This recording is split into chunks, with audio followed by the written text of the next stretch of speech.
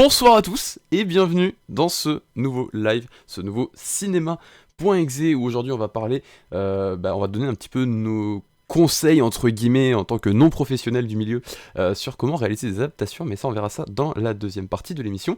Mais d'abord on va commencer par dire bonjour à Jean Terge qui est avec nous aujourd'hui. Bonjour à toi. Enfin bonsoir. Bonjour à tous. Bonsoir plutôt, parce que c'est vrai qu'on est un petit peu le soir, il est 20h. Bonsoir. C'est Mais vrai. donc du coup on va passer sans plus tarder à notre première rubrique qui sont les news de cinéma.exe. Première petite news qui est du coup une 8ème news puisque j'en avais que 7 pour aujourd'hui, mais je vais en rajouter une petite 8ème. C'est un petit mea culpa par rapport à la semaine dernière où vous n'avez pas eu de cinéma.exe sur YouTube, ni la rediff, ni la version remontée le mardi, et ça c'était entièrement ma faute. Je l'ai expliqué sur Twitter. C'est simplement parce que j'ai oublié de lancer le record de l'émission la semaine dernière, donc malheureusement si je ne recorde pas, je ne peux pas vous faire de rediff puisque je ne sais pas pourquoi Twitch ne veut pas faire de VOD, mais ça me convient très très bien comme ça, je ne toucherai pas à Twitch. Mais par contre cette fois-ci j'ai réglé mon logiciel de streaming pour qu'il recorde dès qu'il lance un stream, donc vous aurez bel et bien une rediff qui sortira demain, et vous aurez bel et bien une version montée qui sortira mardi, puisque le logiciel est déjà en train de record, et ça c'est cool. Du coup maintenant, autre news, on va commencer avec les news aussi de la semaine. Donc le 3 mai, nous avons la bande-annonce pour la série de Catch Hills avec Stephen Amell qui sortira sur Starzplay le 15 août 2021, qui est donc sorti. Donc un petit peu, je suis pas très fan de catch, mais je sais qu'il y en a certains potentiellement qui peuvent être intéressés. Autre news du 3 mai, une autre bande-annonce, c'est la bande-annonce pour la série animée Arcane, série animée qui sera publiée par Netflix, qui se déroule dans l'univers de League of Legends. Je sais pas encore, apparemment il parle d'un event, donc potentiellement il y aura un recoupé avec un event qui se déroulera en parallèle sur League of Legends en même temps que la sortie. Je n'en sais pas plus, tout ce que je sais c'est que c'est une nouvelle série animée autour de League of Legends qui sortira donc sur Netflix. Et ensuite, la grosse news entre guillemets de la semaine, mais je vais pas rentrer dans le détail sur ce qui s'est passé dans cette news, je vous laisserai aller voir la vidéo qu'ils ont publiée qui détaille déjà tout. C'est Marvel Studios qui a publié sur YouTube une vidéo où il parle un petit peu du cinéma, enfin oui, c'est une vidéo courte de 3 minutes 09 où ils disent voilà ce qu'on a vécu au cinéma tous ensemble et on a hâte de vous retrouver au cinéma. Sauf que cette petite vidéo n'est pas si anodine parce qu'en réalité, juste après, ils ont balancé des images exclusives du film The Eternals et Shang-Chi et la quête des anneaux. Et en plus de ça, ils ont balancé le titre et les dates de sortie. Alors les dates de sortie, c'est juste mois et année de sortie de tous les films de la phase 4 jusqu'au prochain Avengers, sans révéler ni le titre ni la date de sortie du prochain Avengers. C'est-à-dire que par contre, tous les autres films, vous avez leur date, leur titre, qui ont été publiés, et donc vous pouvez toutes les retrouver sur la vidéo qui est donc disponible sur la chaîne YouTube de Marvel FR ou Marvel Studios, je crois qu'elle s'appelle la chaîne. Voilà, vous pouvez les retrouver, comme ça sera rempli. Alors bien évidemment cette semaine ça a été beaucoup de news autour de Disney et de Marvel. Parce que pour ceux qui ne le savent pas, il y a eu le 4 mai qui est May the 4th en anglais, donc May the Force be with you, qui est en référence à Star Wars, et Star Wars appartenant à Disney. Voilà, donc il y a eu beaucoup de news aussi autour de ça, même si il y aura 3 petites news après qui ne sont pas en rapport. Mais du coup, le 4 mai, on a eu une petite news sur le compte Twitter Marvel Facts, qui est un compte Twitter qui fait pas mal de leaks autour de l'univers Marvel et de ce que font les studios Marvel, et qui ont leaké ce qui pourrait potentiellement représenter une nouvelle bande-annonce pour la série Loki, qui donc arrivera cet été sur Disney+. Donc je vous invite à aller la regarder, où on voit des extraits inédits qu'on n'avait pas encore vus jusqu'à maintenant dans la bande-annonce qui était sortie. Le 5 mai, on a la sortie de la bande-annonce du film Benedetta, qui est donc le prochain film de Paul Verhoeven, qui a l'air extrêmement intéressant, qui parlera justement d'une nonne lesbienne. Donc j'ai un peu hâte de voir ce que ça va donner, parce que c'est vrai que c'est un sujet qui est un petit peu tabou dans l'art catholique, et ça a l'air d'être très très intéressant, et surtout que c'est du Paul Verhoeven, donc on va voir ce que ça va donner. Et ensuite, le 6 mai, on a deux news. Première chose, c'est Netflix qui a dévoilé la première bande-annonce pour la saison 4 de Stranger Things. Donc on a enfin une bande-annonce qui annonce que, en effet, la saison 4 arrive très bientôt, parce qu'en général, quand ils sortent une bande-annonce, ça arrive très rapidement derrière. Et enfin, la dernière news pour cette semaine, c'est le festival du film Tribeca, donc qui est un festival de films américain qui a été fondé par, si je me souviens, Robert De Niro, qui a révélé que cette année, pour la première fois, ils allaient le faire, parce que c'est vrai que depuis quelques temps, ils parlaient beaucoup de jeux vidéo, ils avaient déjà des jeux vidéo, et bien cette année, ils récompenseront des jeux vidéo, en plus de récompenser des films durant le festival. D'ailleurs, ce festival, pour ceux qui s'y intéressent, se déroulera cette année du 9 au 20 juin. Mais par contre, ce sera sur des horaires bien évidemment américaines, puisque c'est un festival américain. Et enfin, pour les sorties en salle du 5 mai, Ah voilà, je pense que vous êtes au courant que les cinémas sont toujours fermés, mais on espère que ça va changer rapidement et on vous en parlera normalement la semaine prochaine puisque la réouverture est prévue pour le 19.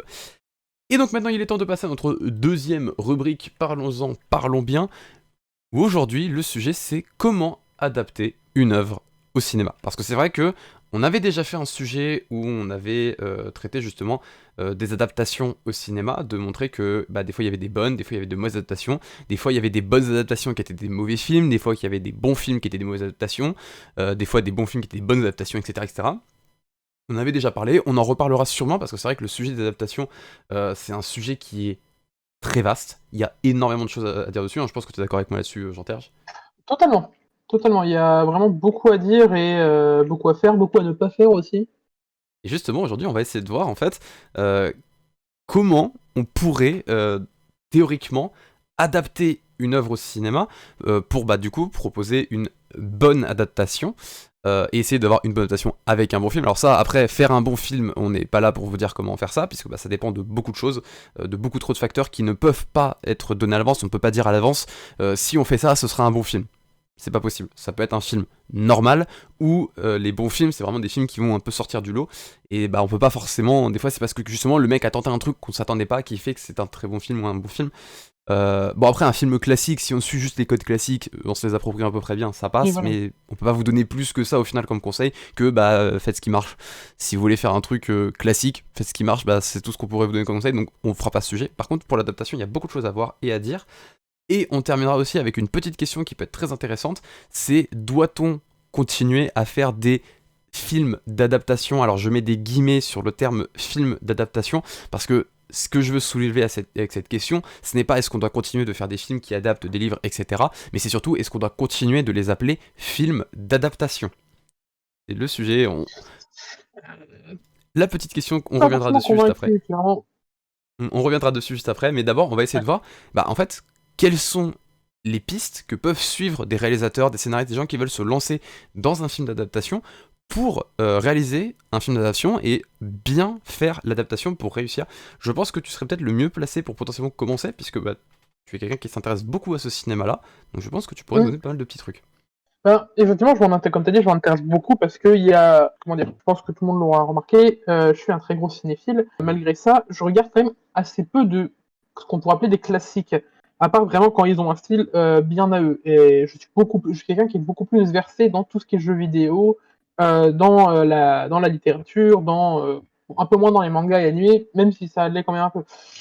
Mais pour ce qui est dans le cas de la littérature et des jeux vidéo, c'est ce qui ont le plus, je trouve, souffert des adaptations, étant donné que on a plus souvent en fait eu droit à des adaptations se voulant, on va dire, fidèles, malgré le fait que ça donnait accès à des films de merde. Ou le problème, justement, le fait de vouloir faire en sorte que le film se vende et du coup d'oublier ce qui fait l'attrait de la série ou l'attrait de la série de livres ou de jeux et qui ruine totalement un film. L'exemple le plus récent, c'est Monster Hunter, qui est, je pense, ma série de jeux favorite. Et pour le coup, je n'ai absolument pas parlé de ce film dans les recommandations alors qu'il est sorti il y a quand même un bon moment. Et c'est parce que simplement ce film, en termes d'adaptation pure, quand on connaît l'univers du jeu, déjà sincèrement c'est une belle insulte parce que on voit que du coup W.S. Anderson a regardé à peu près ce qu'il y avait dans le jeu, à peu près ce qui existait. Il a fait bon alors on va prendre ça, on va prendre ça. Il y a quoi qui marche? C'est World qui marche. Bon, on va prendre ça, ce qui marche.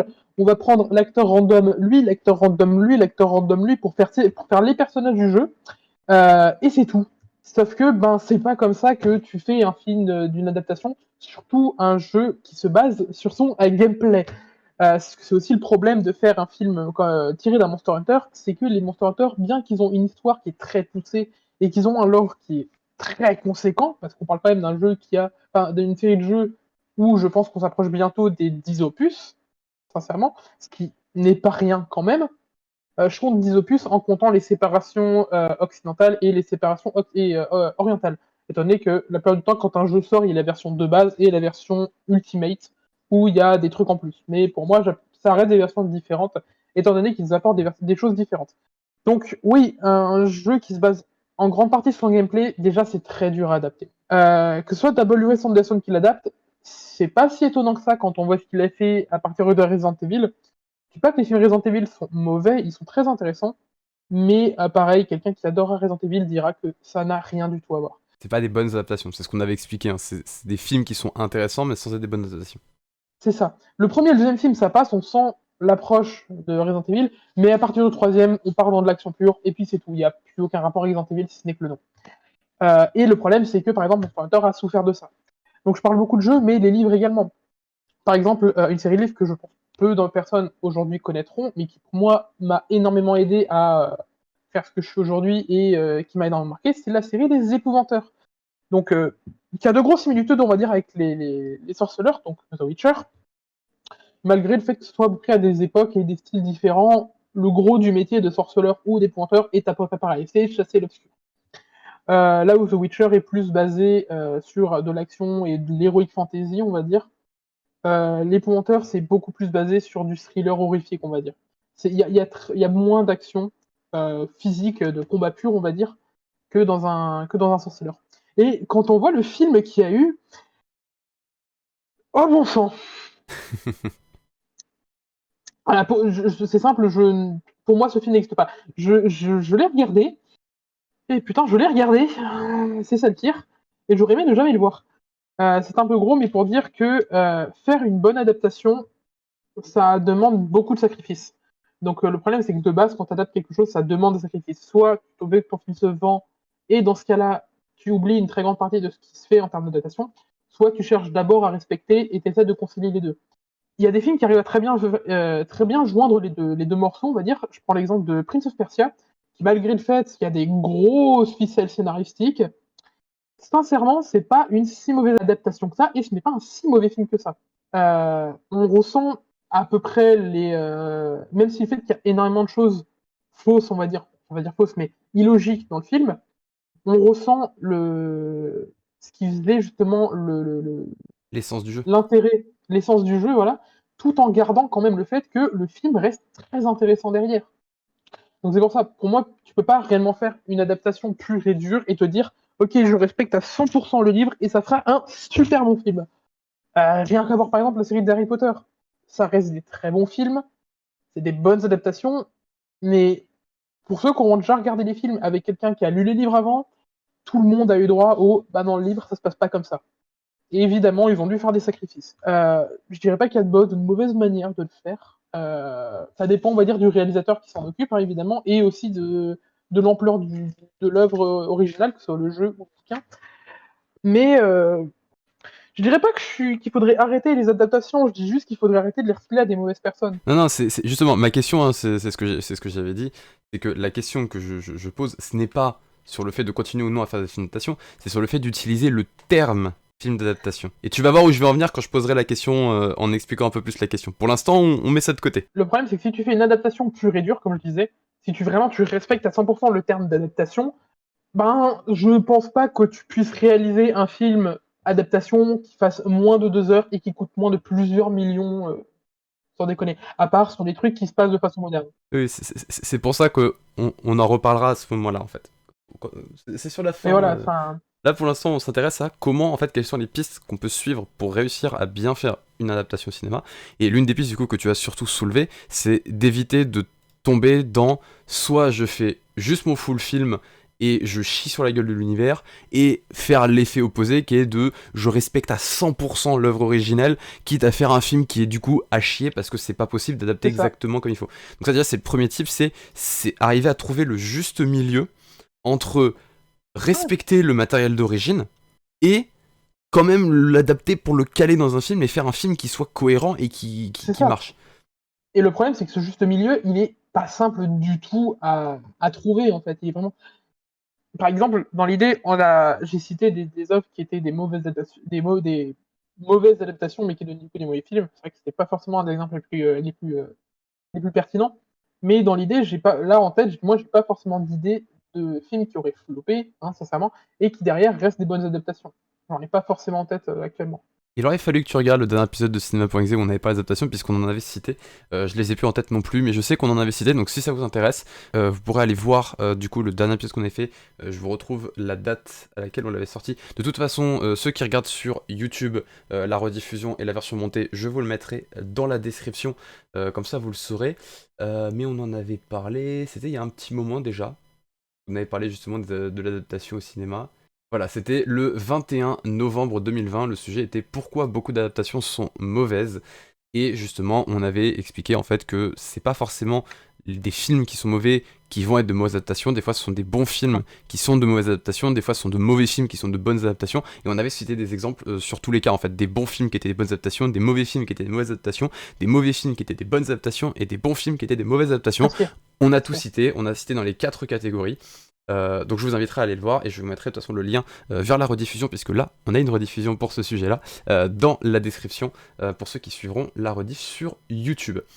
Est-ce que tu aurais d'autres pistes qui pourraient aider justement à savoir qu'est-ce qu'on adapte, qu'est-ce qu'on adapte pas en fait dans un livre? Parce que c'est vrai que par exemple moi si je lis un bouquin, je vais citer un exemple parce que je l'ai sous la main, c'est Métro de Dimitri Glukovski, qui est un putain de bouquin, c'est un pavé qui est rempli de plein de choses, l'univers est extrêmement complexe, donc si jamais par exemple je devais adapter les métros au cinéma, on va imaginer je dois adapter Métro 2033, enfin pas 2033, on va plutôt dire 2035, puisque 2035 il n'a pas eu d'adaptation vidéoludique, ce qui n'est pas le cas de 2033, puisque 2033 a été adapté en jeu vidéo, mais 2035, on imagine, voilà, il n'y a aucune adaptation qui a été faite de cette œuvre, qu'est-ce que je pourrais prendre dedans en fait?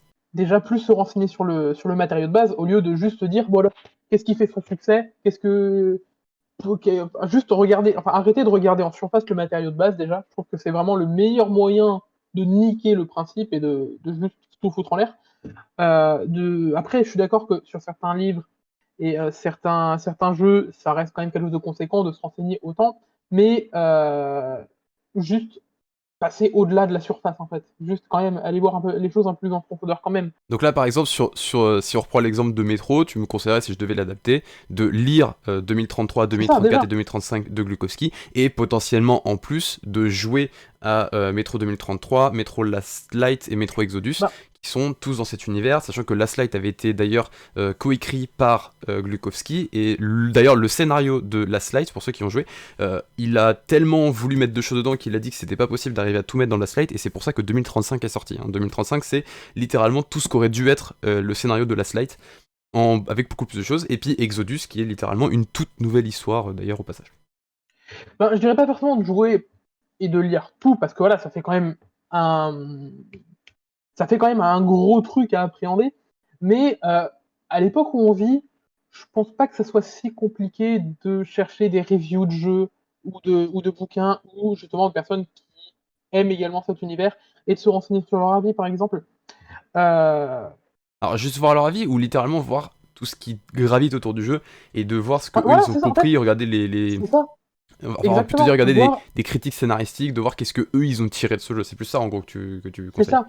Voir justement déjà d'où le jeu aurait pu prendre ses inspirations. Et justement, comment dire, par exemple, exemple typique, tu regardes Elle est noire, il vient totalement des films noirs des années 50, 30, je sais plus. Enfin bref, des films de mafia et tout. Il est énormément tiré de ça.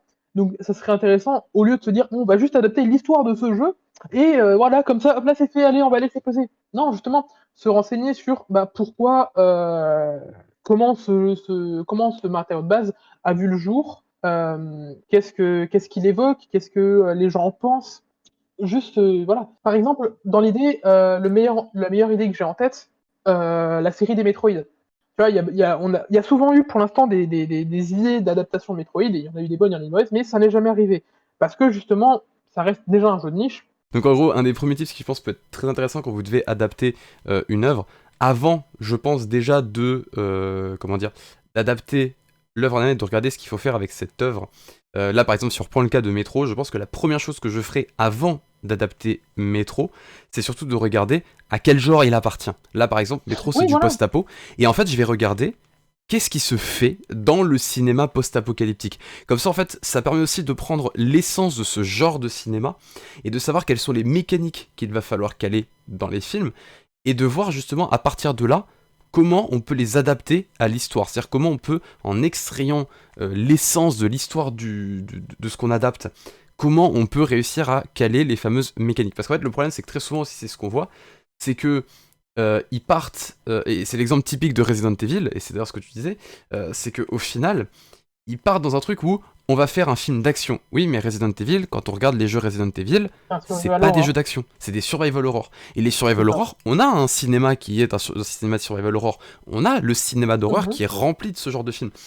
Et eux, en fait, ils se sont dit, bah, plutôt que d'aller chercher dans le cinéma d'horreur, d'aller regarder qu'est-ce qui fait d'un film d'horreur un bon film d'horreur, et comment on pourrait adapter ce qui fonctionne dans un film d'horreur à l'univers de Resident Evil, et bah en fait, ils ont juste dit, on va faire un film d'action, et c'est tout. Et du coup, ça a forcément moins bien marché, et ça a forcément foiré le travail d'adaptation, parce que déjà, ils n'avaient pas compris de base ce qu'était Resident Evil. Donc je pense que ça, c'est un des premiers tips, c'est surtout, quand vous commencez à adapter une œuvre, regardez à quoi elle correspond, et à quel genre de cinéma elle correspond. C'est-à-dire que, si jamais vous commencez à adapter Metro en Far West, ça va pas le faire. C'est ça, par exemple, pour reprendre l'exemple de Monster Hunter, il y a un principe scénaristique qui est de, quand tu veux faire arriver des personnes dans un autre monde, il y a le principe de portail magique. Je n'ai rien contre, des fois ça sauve, des fois c'est de la merde, voilà, il y a toutes sortes d'utilisations. Mais par exemple, quand tu le mets dans un univers comme Monster Hunter, et que tu dis, c'est un portail magique qui apparaît sous la forme d'un tonnerre, soit, c'est une manière d'apporter la chose. Mais quand dans l'univers du matériau de base, la seule fois où tu as de la magie, et de la magie pure, hein, pas de la magie, on va dire, scénaristique, dans le sens, il se passe un truc, c'est magique. Et voilà, ta gueule c'est magique, qui est très présent dans Monster Hunter, je suis totalement d'accord, mais je parle vraiment de magie pure. Hein. La seule fois où ça apparaît, c'est justement dans un DLC de Monster Hunter World, qui est un DLC en collaboration avec The Witcher. Donc oui, là c'est normal qu'il y ait de la magie. Par contre, quand c'est Mila Jovovich qui se ramène avec son troupe armée dans le monde de Monster Hunter avec un nuage magique qui la transforme dans ce monde-là. Nuage magique. Non. Dragon Ball Z est là. Non, mais justement, il y avait plein. On parle de Monster Hunter, je veux dire, d'un jeu où ça part dans de l'heroic fantasy. Hein. C'est totalement de l'heroic fantasy, avec quand même une notion de survie. Mais la plupart des monstres utilisent justement on va dire, quand les monstres, par exemple, font du feu, ou crachent de la foudre, ou hérissent leurs poils pour lancer des bulles, il y en a, mais il y a toujours une raison, on va dire, quelque peu scientifique. Je veux dire, c'est pas juste, tiens, il fait des bulles. Voilà. Non. Il y a dans un des Monster Hunter, il y a un dragon qui fait des bulles, sauf que c'est logique, le dragon, il vit grâce à ça, il vit dans l'eau, etc. et tout, ça a une logique. Et on parle aussi, du coup, dans World, du nouveau monde. C'est un monde qu'on ne connaît pas, qu'on découvre. Je ne comprends pas pourquoi, par exemple, dans l'idée où une troupe armée devrait arriver là, pourquoi c'est pas juste ils arrivent sur une île que personne n'avait jamais vue et tout, où il n'y a du coup aucun réseau, aucun truc, et c'est pour ça qu'ils sont perdus. Et ce qui expliquerait du coup la logique eux, ils arrivent dans une tribu qui était complètement coupée du monde, ils doivent s'en sortir comme ça, et puis basta. Et ils s'en sortent comme ça. Ça reste le plus logique, et ça respecte la chronologie du film. Et tout en respectant en plus le matériau de base. Parce que je suis désolé, mais faire apparaître, c'est exactement ce que je disais, dans le sens où il faut plus se rendre sur le matériau de base.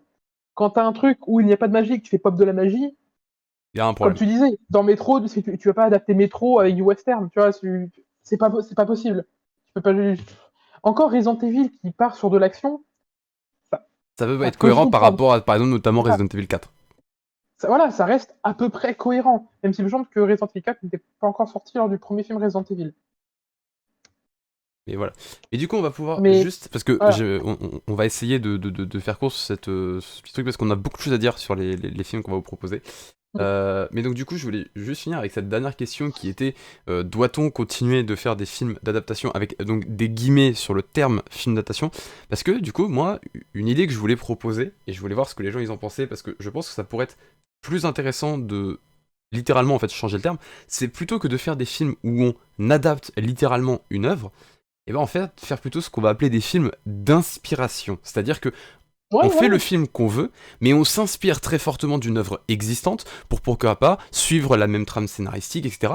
Parce qu'en fait, ça aura un gros effet différent déjà sur la psychologie humaine, parce que c'est vrai que quand on regarde un film d'adaptation, moi je sais que par exemple, si je regarde un film dont j'ai lu les bouquins, ça a été le cas par exemple des Harry Potter, c'est de se dire, putain, mais il manque des trucs, ou ah, ça se passe pas comme ça dans le bouquin. Et on a ce petit effet qui nous sort un peu du film de se dire, ouais, mais c'est pas exactement comme ça. Alors que si au final on m'avait dit, bah c'est pas un film d'adaptation, mais c'est un film, c'est quel terme que j'ai employé? J'ai déjà oublié le mot que j'ai oublié. Inspiration. D'inspiration, voilà.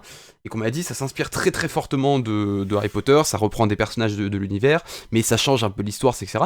Bah en fait, j'aurais été plus enclin à accepter que oui, ok, dans le bouquin ça se passe comme ça, alors que dans le film ça se passe comme ça, parce que oui, d'accord, c'est ils s'inspirent, c'est pas ils réadaptent, c'est pas ils refont le bouquin, c'est C'est ça. ok, ils suivent la même trame, mais bon, ils se permettent des trucs que le bouquin ne se permet pas, etc.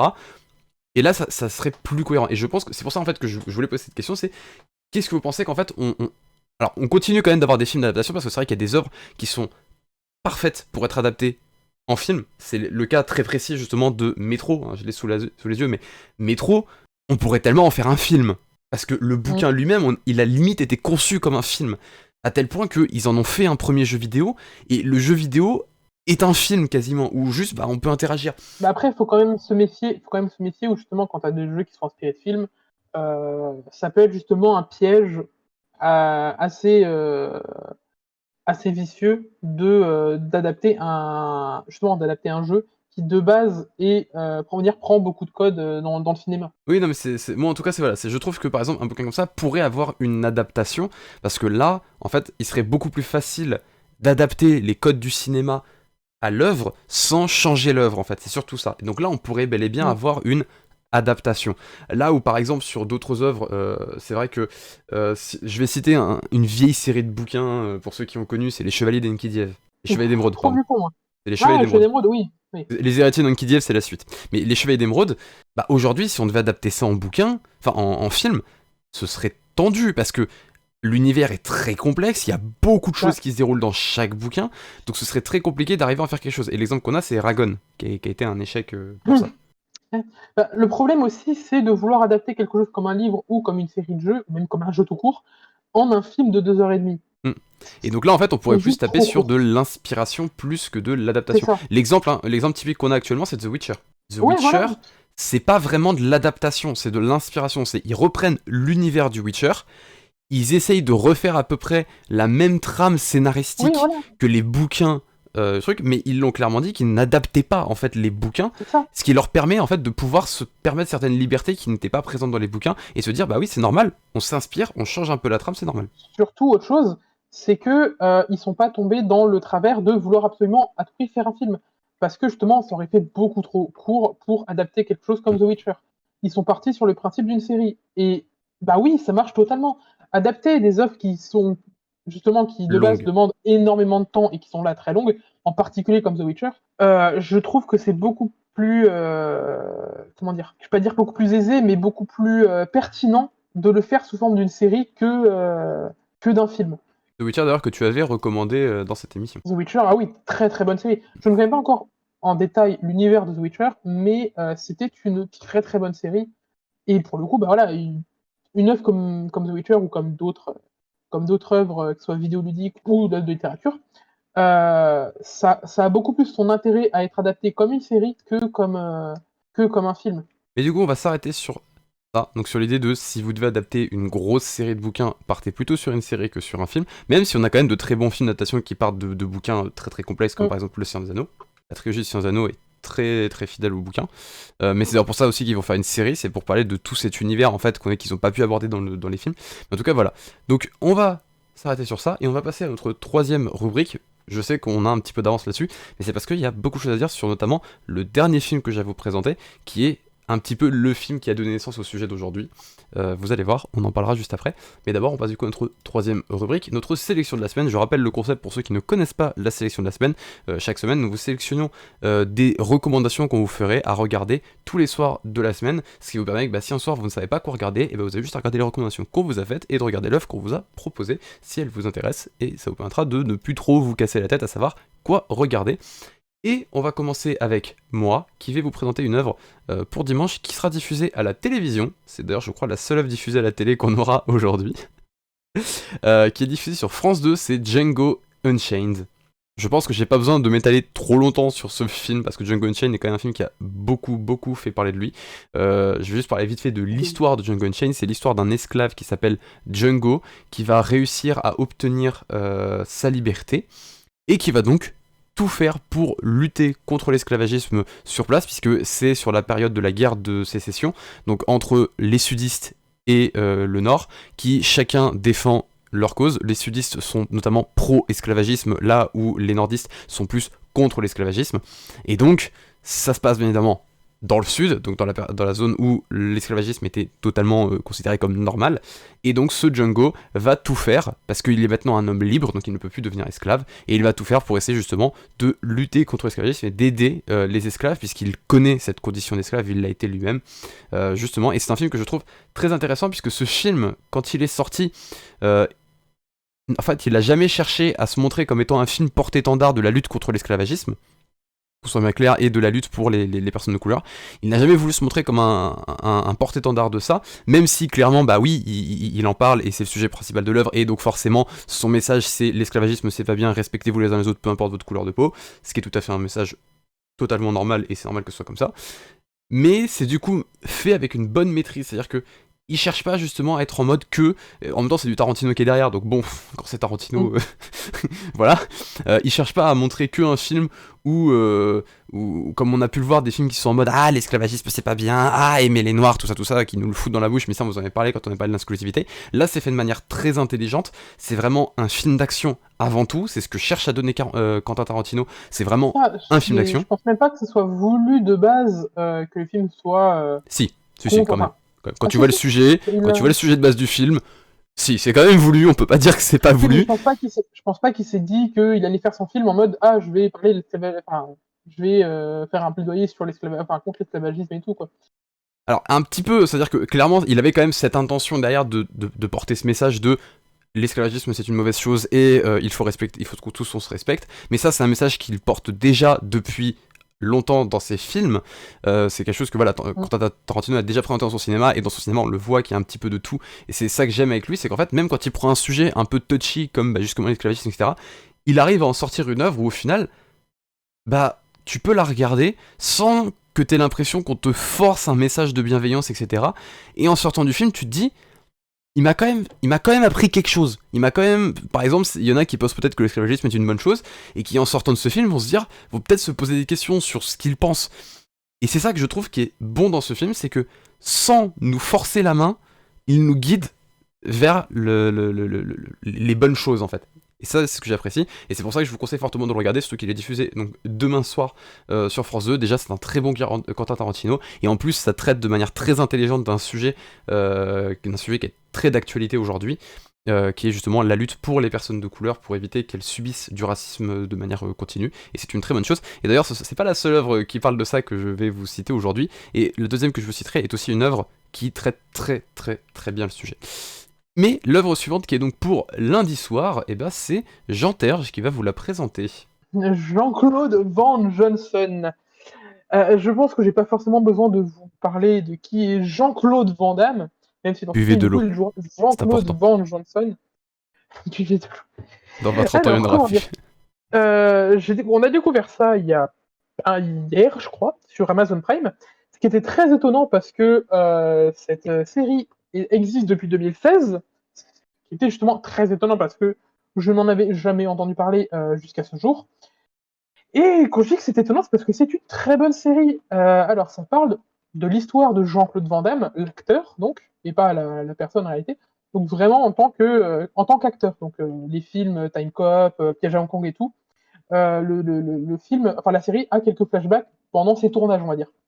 Sauf que dans cette série, Jean-Claude Van Damme n'est pas simplement acteur, mais il est aussi agent secret sous le nom de Jean-Claude Von Johnson.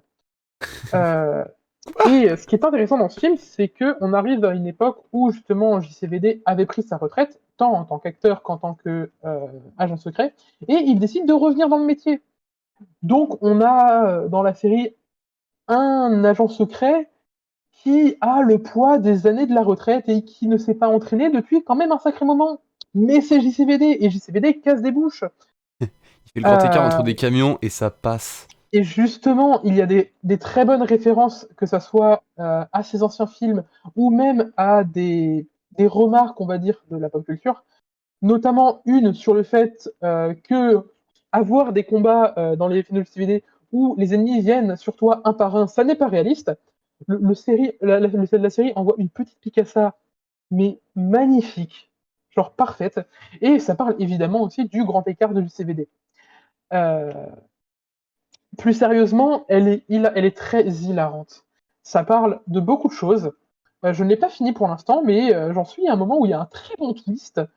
Surtout si jamais vous aimez le film Time Cop. Et attention, les Time Cop n'existent pas. Dans la réalité, ce sont des agents de sécurité intemporelle. Je crois que c'est comme ça. Mais la série a quand même quelques petits twists très intéressants. Et juste, si vous aimez JCVD, elle est totalement dans ce qu'il aurait pu faire. Je suis très dégoûté d'ailleurs quand j'ai essayé de regarder depuis quand existait cette série que Amazon ne l'avait pas reconduite pour une deuxième saison, donc ce qui est un peu dommage, parce que pour l'instant pour l'instant on en a vu je crois les trois quarts, et clairement je n'ai pas boudé mon plaisir sur cette série. Donc voilà, donc Jean-Claude Van Johnson sur Amazon Prime. Et donc on va passer à l'œuvre du mardi soir, qui est donc le deuxième film qui parle du sujet du racisme de manière très intelligente aussi, qui est un film qui a été nominé aux Oscars, qui est un film qui a gagné des Oscars, je pense que vous commencez déjà à le voir venir, qui est un film disponible sur Netflix, avec Chadwick Boseman, Le Blues de Ma Rainey. Donc Le Blues de Ma Rainey, pour ceux qui ne connaissent pas, c'est un film qui est à moitié un biopic sur la personne qui est Ma Rainey, puisque Ma Rainey est une chanteuse blues américaine qui a réellement existé et qui a réellement eu ce groupe qui est présenté dans les œuvres. Donc c'est des personnages qui ont réellement existé, on parle de personnages réels. La situation est plus ou moins réelle, mais ils se permettent quand même du travail justement d'adaptation sur l'histoire réelle qui est derrière, et se permettent des choses assez intéressantes que je trouve très très intelligentes. Et surtout, en fait, la majeure partie du film, et c'est là que c'est intéressant, c'est qu'en fait la majeure partie de ce film n'est même pas centrée autour de Ma Rainey, mais autour de ses musiciens. Et ces musiciens, en fait, l'idée c'est que ça se déroule, en fait, c'est une sorte de micro-passage de vie où Ma Rainey va enregistrer un album dans lequel il y a sa chanson qui s'appelle Black Bottom. C'est-à-dire pour ça que le titre original c'est Ma Rainey's Black Bottom. Donc Black Bottom, pour ceux qui veulent savoir ce que ça veut dire, c'est le cul noir. Voilà. C'est littéralement ce qu'elle dit, ce dont elle parle dans sa chanson, c'est de ses fesses. Pour faire simple. Mais en même temps, c'est aussi une chanteuse qui a été très investie justement dans la lutte contre le racisme. Donc c'est aussi pour ça que ça parle forcément de racisme, etc. Et puis même les personnages qu'on rencontre, qui nous racontent aussi leur histoire et leur vie, parlent des sujets du racisme puisqu'ils ont été victimes du racisme. Et puis il y a aussi quand même des situations où forcément dans cette époque, dans ces États-Unis des années 60-70, je crois, dans ces eaux-là, peut-être même un peu avant. Donc forcément, c'est une période aux États-Unis où les personnes de couleur étaient très très mal placées dans la société. Les blancs justement étaient extrêmement racistes à cette époque. Et donc de voir cette artiste qui a quand même un sacré poids dans la culture musicale, parce que c'est l'une des plus grosses jazzwomen. Je sais plus si c'est du jazz ou du blues qu'elle fait. Je crois que c'est du blues, puisque le titre c'est le blues de Ma Rainey. Mais en tout cas voilà, c'est une très grosse artiste musicale. Qui du coup forcément quand elle se fait enregistrer, elle va se faire enregistrer dans des studios d'enregistrement plutôt intéressants, qui sont donc tenus par des hommes blancs à ce moment là, et donc forcément va y avoir aussi des interactions plutôt racistes entre les protagonistes, mais surtout il y a une interaction entre le personnage de Chadwick Boseman et le personnage qui tient en fait le magasin, enfin qui tient pas le magasin mais qui sert en fait de lien entre celui qui s'occupe du studio et l'équipe, qui est un peu le manager, on va dire, de Ma Rainey. Et en fait, il discute beaucoup avec cette personne-là. Et en fait, il y a beaucoup de choses qui en ressortent, où en fait, on voit des remarques qui sont extrêmement intéressantes, parce qu'en fait, il se fait charrier du fait d'interagir avec un homme blanc.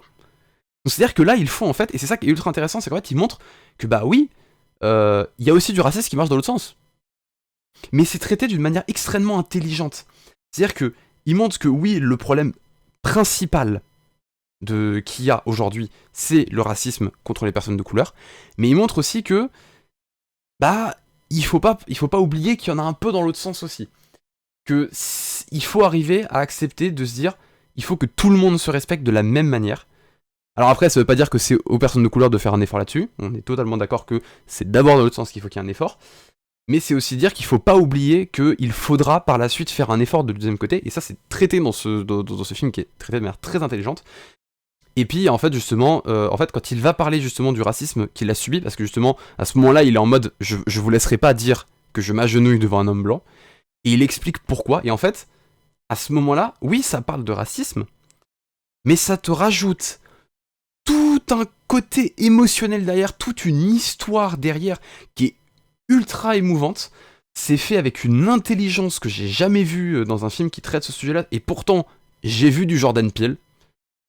C'est-à-dire que là, en fait, à la différence de Jordan Peele qui le traite indirectement, et ce que font beaucoup de films, c'est-à-dire de traiter indirectement le sujet du racisme, ce qui est un peu le cas au final de Django Unchained, parce qu'au final, le sujet principal, c'est lui, sa vengeance contre une personne, même si bah, forcément on tourne autour de ce sujet-là, mais là, le sujet, c'est le racisme pris de manière frontale, il y a pas d'autre, c'est pas contourné pour parler du racisme de manière indirecte et tout, non, on parle directement du racisme, et on montre clairement que le racisme, c'était pas une bonne chose, mais on montre que on le montre de manière grise, en fait, au lieu de montrer de c'est tout noir, c'est tout blanc, désolé de l'expression, mais on montre ça de manière grise en montrant que il y a aussi il y a aussi de la discrimination qui est faite de l'autre côté, même si c'est pas le plus grave. En fait, je sais pas trop comment l'expliquer.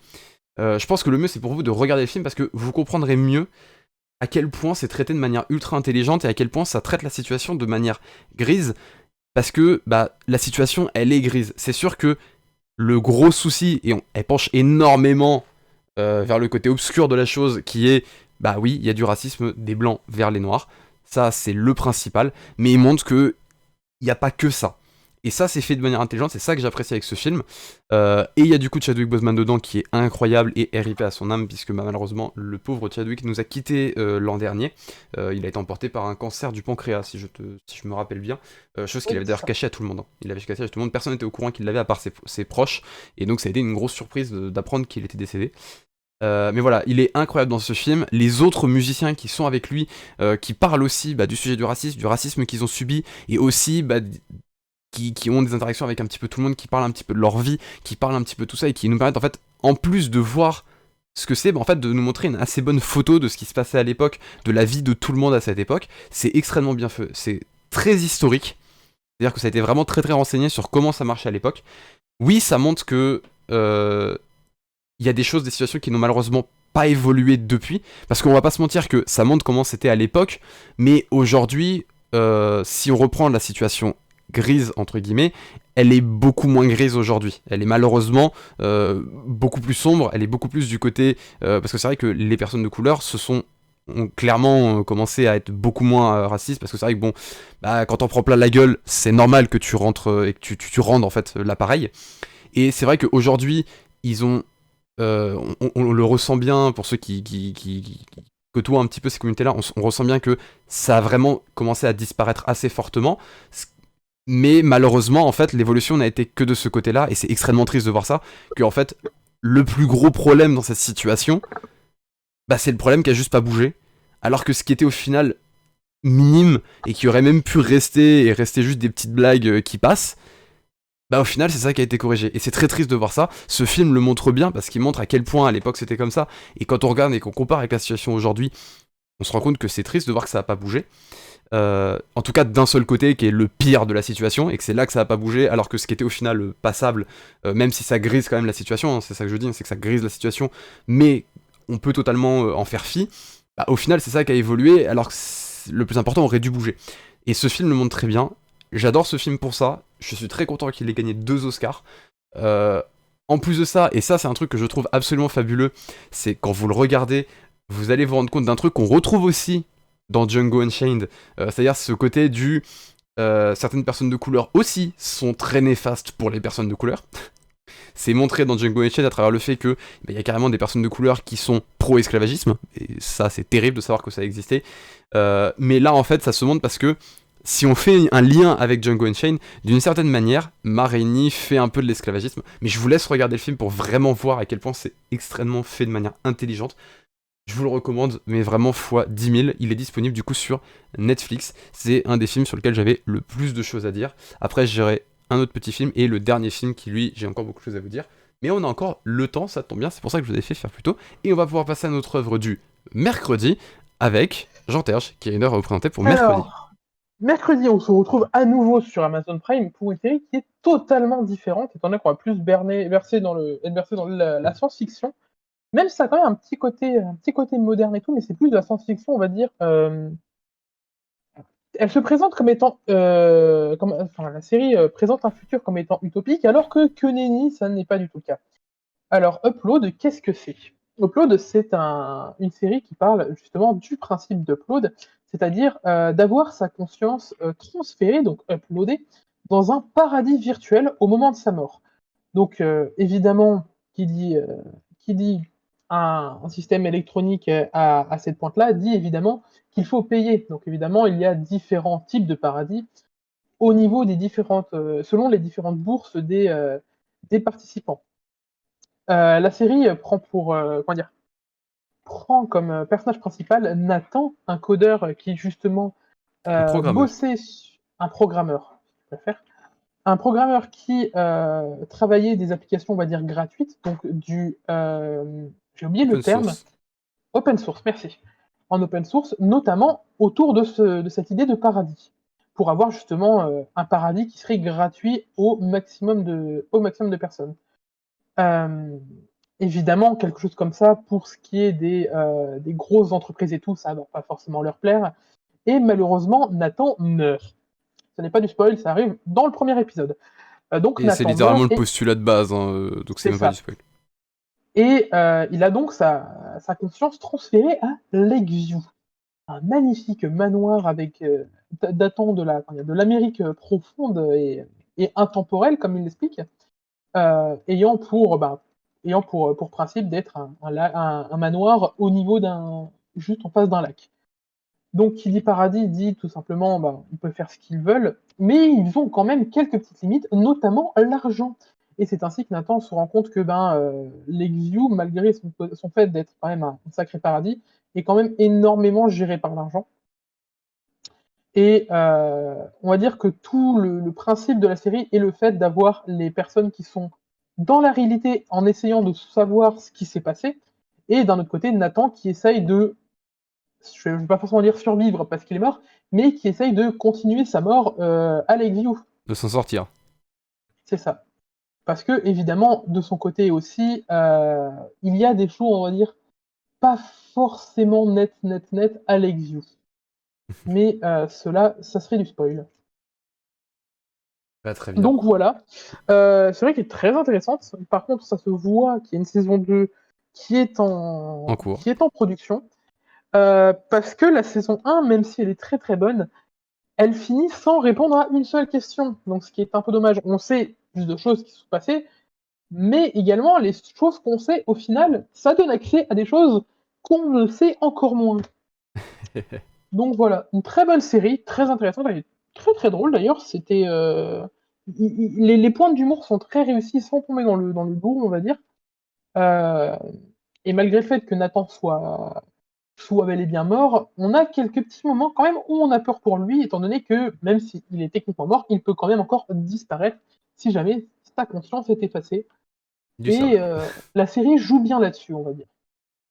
Et bah merci. Et donc du coup c'est l'œuvre qui sera disponible, donc on fera que tu proposes pour mercredi, disponible sur C'est Amazon ça. Prime. Amazon Prime. On C'est va ça. passer à l'œuvre du jeudi. Je vais aller rapidement dessus parce que c'est une œuvre courte, c'est un court métrage. C'est rare que j'en présente, mais il y en a un qui m'a vraiment tapé dans l'œil, que j'ai adoré, que je vous ai présenté quand on avait parlé des Oscars, puisqu'il était nominé et a remporté le meilleur court métrage d'animation des Oscars. C'est If Anything Happens, I Love You. En fait, la seule chose que je peux vous dire de ce court métrage, il est court, il dure moins de 10 minutes, hein, si je ne m'abuse. Donc vraiment très très court, qui se regarde très facilement. Mais quand vous allez le regarder, préparez-vous. C'est tout ce que je peux vous dire. Préparez-vous, parce qu'il va vous faire chialer. Mais il va vous faire chialer comme vous avez jamais chialé. Donc préparez-vous, il est très dur. Parce qu'en fait, on s'attend vraiment pas à ce qui va suivre. C'est vraiment dans les dernières secondes du film qu'on apprend ce qui chamboule tout, et ça fait mal. Et je vous conseille de le regarder parce qu'il est très très fort. Il parle d'un sujet en plus d'actualité, mais je ne vous dirai pas lequel parce que ce serait littéralement vous spoiler la fin. Mais il parle d'un sujet d'actualité, et je vous conseille de le regarder. Vraiment très très intéressant, et c'est pas pour rien qu'il a remporté l'Oscar du meilleur film, du meilleur court métrage d'animation aux Oscars. En même temps, si c'est un Oscar, c'est aux Oscars. Donc voilà. Ce que t'en dis, ça me fait vachement penser du coup à un autre court-métrage qui était aux Oscars l'année dernière, qui nous a beaucoup secoué avec madame et moi-même, qui était très lourd, c'était mémorable. Je sais pas si tu l'as vu. J'avais pas vu tous les courts métrages. C'était l'histoire d'un artiste peintre qui vit, on va dire, d'étranges événements euh, dans son univers, dans sa vie, etc. et tout. Mais c'est par rapport à quelque chose qu'on apprend donc au sujet de Louis qui explique d'où viennent ces événements. Et clairement, T'es pas prêt quand c'est... ça arrive.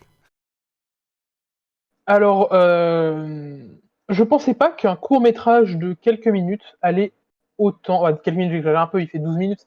Mais pour du 12 minutes, il, il secoue. Clairement, il secoue Ouais, pas ouais. mal. Bah, c'est la même chose pour If Anything Happens, I Love You. Et je vous conseille très fort de le regarder. Il est disponible sur Netflix. Donc si vous avez Netflix, foncez le voir. C'est vraiment un film à voir dans sa vie parce que il fait se poser beaucoup de questions. Je vous le conseille très fortement. Et on va donc passer à l'œuvre du vendredi. Parce que c'est vraiment, je peux pas vous en dire trop sur ce film parce que sinon je vous détruirai ce que ce film apportera. Enfin, on dit un film, mais c'est un court-métrage. Ce court-métrage vous apportera. Donc regardez-le, il est court. Il se regarde facilement. Mais préparez-vous. Et c'est pour ça que je vous le mets sur une soirée plutôt que de vous mettre un film ou une série, parce que là, bah, en fait, vous allez le regarder. On va dire à 21h, vous commencez à le regarder. Vers 21h10, vous avez fini. Quand vous irez vous coucher à 23h, vous serez encore en train de vous poser des questions dessus. Vous serez encore en train de vous chambouler, de vous dire oula, qu'est-ce que j'ai vu, qu'est-ce qui s'est passé. Et ça vous laisse un peu plus de temps pour encaisser. C'est surtout pour ça que je vous laisse du temps.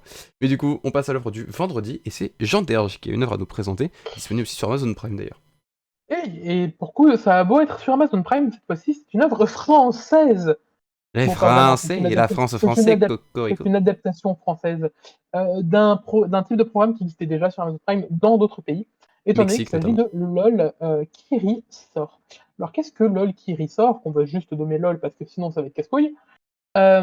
Donc, LOL est un programme un peu, on va dire, c'est totalement de la télé-réalité, mais on va dire d'une façon beaucoup plus condensée, beaucoup plus courte, étant donné qu'elle ne se passe qu'en 6 heures. Bon, évidemment, vous ne voyez pas 6 heures, hein, vous voyez beaucoup moins, Une heure à peu près. mais durant ces 6 heures, non plus quand même, parce qu'il y a 6 épisodes, je crois.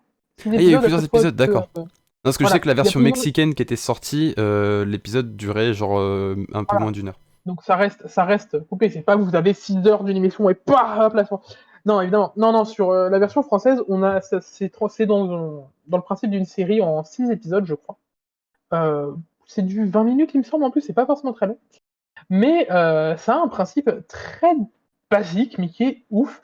C'est simplement du coup, pendant ces 6 heures, on a un certain nombre de personnes, généralement, du coup, des humoristes, des acteurs, des comédiens, donc plutôt versés dans de la comédie, euh, qui sont justement dans une pièce et qui ont pour principe d'arriver à faire rire les autres sans rire de leur côté. Alors qu'est-ce que je veux dire par là? C'est simple, les 6 personnes sont dans la pièce et ont une seule règle, ne pas rire. Pendant ces 6 heures, ils doivent juste ne pas rire. Il y a certaines règles qui arrivent au fur et à mesure, notamment par exemple ne pas sourire, et ce qui est beaucoup plus compliqué du coup de ne pas sourire en plus de ne pas rire, juste le moindre petit sourire peut vous faire éliminer. Euh, Dans la version française, on a eu le droit au niveau du casting, alors si je ne me trompe pas dans les noms, il y a eu Alexandra Lamy, Gérard Jugnot, euh, Tariq Boudali, Inès Ken- Régnier, Inès Régnier, Inès Règle justement, Règle, pardon. Ken Kojandi, cherchez le nom, Ken Kojandi, Bérangère Krief, il y a eu qui d'autre? Il y a eu Julien, comment il s'appelle? De la même troupe, on va dire, avec Tariq Boudali. La team Lachaud. La team Lachaud, en Là, gros. voilà, il y a eu totalement eu la team Lachaud. Julien Arruti, voilà. Julien Arruti. Donc, alors, on va faire un casting. Donc, Tariq Boudali, Inès Reg, Julien Arruti, Rim Kerichi, Alexandra Lamy, Gérard Jugnot, Kian Kojandi, Bérangère Krief, Hakim Gemili et Fadili Camara. Tout ça, on va dire, qui sont dirigés par Philippe Lachaud, qui sera le présentateur. Et sincèrement, c'est génial. On a bouffé le truc ultra rapidement de mon côté. C'est simple, on a commencé le truc, je crois, le mercredi ou le jeudi, on l'a fini le lendemain au soir. Ça donne énormément envie. Il y en a qui redoublent d'efforts et qui sont redoutables. Je pense notamment à Kian Kojandi, qui, pour ceux qui connaîtront du coup ce qu'il a fait sur Bref, Ah, mais sur d'autres Yann, œuvres également, il est incroyable, c'est un génie ce mec. et le podcast qu'il fait avec Navo, Un bon disons moment. qu'il n'a pas, il a montré de quoi il était capable au sein de cette émission, et il est encore plus, je le trouve encore plus fabuleux avec ce qu'il a pu nous sortir. Il y a juste, je vais dire, une ou deux personnes que j'étais un peu déçu qu'ils soient présents. Je vais pas forcément dire qui, mais quand je dis ça, c'est qu'on voit que soit ils n'ont pas forcément le niveau, on va dire, ou plus forcément, ou qu'ils n'ont plus tout simplement le niveau. Mais c'était quand même très intéressant. Donc clairement, c'est, comme j'ai dit, 6 épisodes. Le truc au total doit durer à peu près 2 heures. À peu près un peu plus de 2 heures quand même, mais c'est très intéressant. À noter que du coup, toutes les personnes qui jouent, le gagnant ou la gagnante, généralement, repart avec un don pour son association. Donc c'est pas non plus pour qu'ils s'en mettent plein les fouilles ou juste relancer leur carrière. Et donc c'est disponible sur Amazon Prime, c'est ça? Amazon Prime, c'est ça. Voilà. Et quelque chose qui est très très drôle, c'est que dans le tout début du premier épisode, quand Lachaud du coup propose de lancer cette émission, il y a la petite pique en mode ah j'ai entendu parler d'émissions qui se faisaient à l'étranger, ce serait intéressant qu'on fasse la même. Et ben oui en fait parce que c'est Amazon Prime qui le fait de base. Voilà. Et donc voilà. Et donc du coup, on va pouvoir passer à notre œuvre du samedi, notre dernière œuvre. J'aurai un peu moins de temps que ce que je pensais pour en parler, et j'ai beaucoup de choses à dire sur cette œuvre malheureusement. Donc on finira sûrement un petit peu en retard, désolé. Donc sur samedi, c'est donc l'œuvre qui m'a donné ce sujet.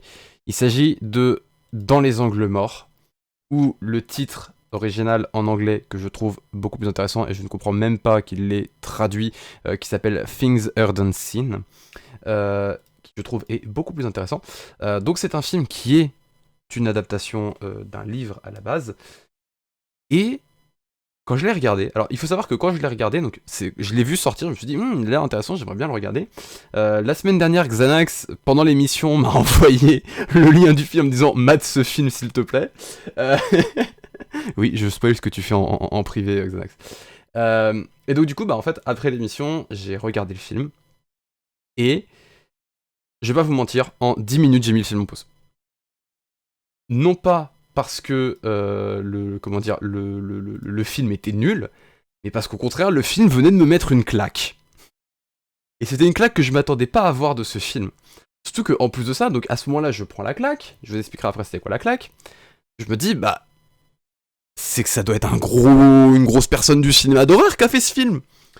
Et je vais me renseigner, et à ma plus grande surprise, donc c'est un réalisateur et une réalisatrice qui ont fait ce film, ils sont deux à avoir réalisé le film, et c'est leur tout premier film d'horreur.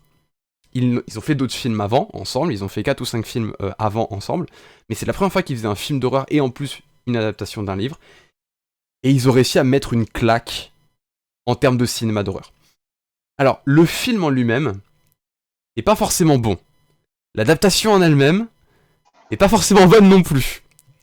Mais le film est ultra intéressant. C'est-à-dire que c'est un tout premier film d'horreur, et la première scène, celle qui m'a fait mettre en pause le film, celle qui m'a mis une claque, celle qui m'a fait péter un plomb devant le film, c'est au tout début. Je vais vous la spoiler, mais elle se passe très très vite, donc vous inquiétez pas, je vous spoil pas grand-chose. Ça se déroule dans la chambre de la fille, donc c'est une famille qui s'installe dans une maison qui est, semble-t-il, hantée suite à un homicide qui s'est déroulé dans la maison, et on se rend compte de choses assez intéressantes autour de ça, mais je vous en dis pas plus, ça justement ce serait vous spoiler l'histoire. Et donc en fait on se retrouve dans la chambre de la gamine, la caméra filme la gamine sur un plan à peu près pas trop serré, mais pas trop large non plus, donc un peu à cheval entre les deux, et à ce moment-là, ils veulent montrer qu'il se passe un truc derrière, parce qu'il y a une chaise dans la chambre avec une lumière qui clignote, donc on voit la lumière qui commence à clignoter. Donc la caméra tourne un petit peu pour aller vers la lumière, montrer que la lumière clignote, donc on est en train de se dire ouh, il se passe un truc, et d'un seul coup, sans nous prévenir, la caméra se brusque d'un seul coup sur la chaise. Genre sans nous prévenir, la caméra pouf d'un coup sur la chaise, et d'un seul coup la chaise avance vers nous. En soi, on peut se dire, bah ouais, c'est un classique du cinéma d'horreur. Pas du tout. Et je vais expliquer pourquoi, et c'est pour ça que ce film m'a mis une claque. Normalement, quand dans un film on fait ça, quand dans un film on fait cette caméra qui va sur un objet qui bouge d'un seul coup, et ben en fait la caméra bouge tranquillement vers l'objet, parce que on a la lumière qui clignote, qui montre qu'il se passe quelque chose d'anormal, donc on fait monter la tension en prenant le temps d'aller vers cette chaise. Là, eux, ils ont décidé d'aller très vite sur la chaise, et en fait, la chaise, au lieu de la bouger comme ce que ferait n'importe qui, c'est-à-dire, bah, on prend un câble sous la chaise et on tire la chaise, ils ont choisi de faire du stop motion. Ils ont choisi de faire bouger la chaise en stop motion. Et ça, actuellement, je ne connais qu'un seul réalisateur qui l'a fait, c'est James Wan. Et si vous connaissez ce nom, c'est pas pour rien. C'est le mec qui a fait Conjuring, c'est le mec qui a fait Dead Silence, c'est le mec qui a fait Saw. Donc c'est pas une petite bite qui a fait ce truc-là. Et en fait, ce choix de réalisation de faire la chaise en stop motion et de faire la caméra qui bouge d'un seul coup, c'est pour accentuer la violence de la situation. James Wan, il adore faire ça parce que dans ses films, toutes les interactions avec les fantômes, etc., à la différence de ce qu'on fait dans les films d'horreur qui montent en puissance, lui, c'est directement ultra violent, très puissant d'un seul coup.